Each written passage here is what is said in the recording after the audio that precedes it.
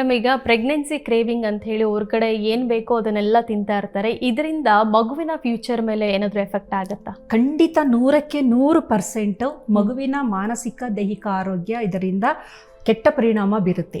ಕಾರಣ, ಹೊರಗಡೆ ನಮಗೆ ಸಿಗುವ ಆಹಾರದಲ್ಲಿ ಕಲಬರಿಕೆ ಇರುತ್ತೆ, ಕಲರ್ಸ್ಗಳು ಹಾಕಿರ್ತಾರೆ, ಫುಡ್ ಅಡಿಟಿವ್ ಅಂದರೆ ಟೇಸ್ಟ್ ಬರಬೇಕು ಅನ್ನೋದಕ್ಕೋಸ್ಕರ ಫುಡ್ ಅಡಿಟಿವ್ಸ್ ಹಾಕಿರ್ತಾರೆ, ಪ್ರಿಸರ್ವೇಟಿವ್ಗಳು ಹಾಕಿರ್ತಾರೆ, ಮತ್ತು ಹಣ್ಣು ಸೊಪ್ಪು ತರಕಾರಿ ಇವುಗಳಿಗೆಲ್ಲ ಕೀಟನಾಶಕ ಕ್ರಿಮಿನಾಶಕ ಎಲ್ಲ ಯಥೇಚ್ಛವಾಗಿ ಹಾಕಿರ್ತಾರೆ. ಗೋಬಿ ಮಂಚೂರಿ ಅಂತ ನಾವು ತಿನ್ನಬೇಕಾದ್ರೆ ಆ ಕಾಲಿಫ್ಲವರ್ಗೆ ಅದನ್ನು ಒಂದು ಕ್ರಿಮಿನಾಶಕ ಕೀಟನಾಶಕದಲ್ಲಿ ಎತ್ತಿಟ್ಟಿರ್ತಾರೆ, ಹುಳ ಬರಬಾರ್ದು ಅಂತ. ಅದನ್ನು ಹೊರಗಡೆ ಎಷ್ಟರ ಮಟ್ಟಿಗೆ ಅವರು ಅದನ್ನು ಕ್ಲೀನ್ ಮಾಡ್ತಾರೆ ಅಂತ ತಮಗೆ ಗೊತ್ತಿದೆ. ಹಾಗಾಗಿ ನಾವು ಮನೇಲಿ ಏನು ಆಹಾರ ತಯಾರು ಮಾಡಿ ಸೇವನೆ ಮಾಡ್ತೀವಿ ಅದು ಶುಚಿಯಾಗಿರುತ್ತೆ, ರುಚಿಯಾಗಿರುತ್ತೆ, ಮತ್ತು ನಾವು ತರುವ ತರಕಾರಿಗಳೇ ಆಗಿರ್ಬೋದು ಕ್ವಾಲಿಟಿ ಇರುತ್ತೆ. ಹುಡುಕಿ ಚೆನ್ನಾಗಿರೋ ತರ್ತೀವಲ್ವ ನಾವು.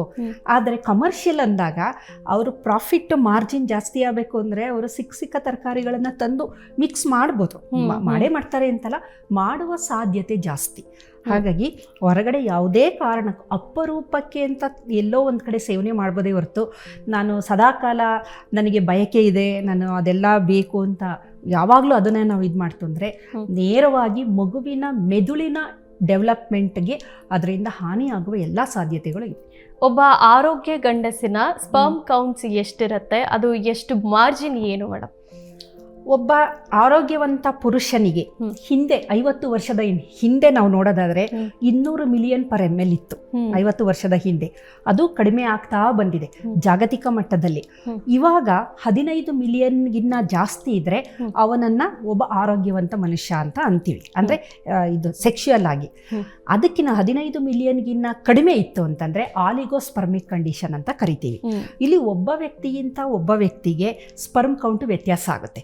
ಎಲ್ಲರಿಗೂ ಗಂಡಸರಿಗೂ ಒಂದೇ ಥರ ಇರೋದಿಲ್ಲ. 15, 16, 17, 30, 50, 80 ಈ ಥರ ಇದೆ. 100ಕ್ಕಿಂತ ಮೇಲೆ ಸ್ವಲ್ಪ ಕಮ್ಮಿ, ಆ ಥರ 100ಕ್ಕಿಂತ ಜಾಸ್ತಿ ಇರೋಂಥದ್ದು. ಹಿಂದೆ 200 ಮಿಲಿಯನ್ ಇರ್ತಿತ್ತು, ಈಗ 100 ಮಿಲಿಯನ್ನೇ ಕಮ್ಮಿ, 70, 80 ಸಿಗುತ್ತೆ. ನೀವು ಈ ಒಂದು ಅರ್ಬನ್ ಸೈಡ್ ಅಂತ ಬಂದು IT ವರ್ಕರ್ಸಲ್ಲಿ ನೀವೇನಾದ್ರು ಮಾಡ್ತು ಅಂತಂದರೆ ನಿಮಗೆ ಡ್ರಾಸ್ಟಿಕ್ ರಿಡಕ್ಷನನ್ನು ನೀವು ನೋಡಬಹುದು.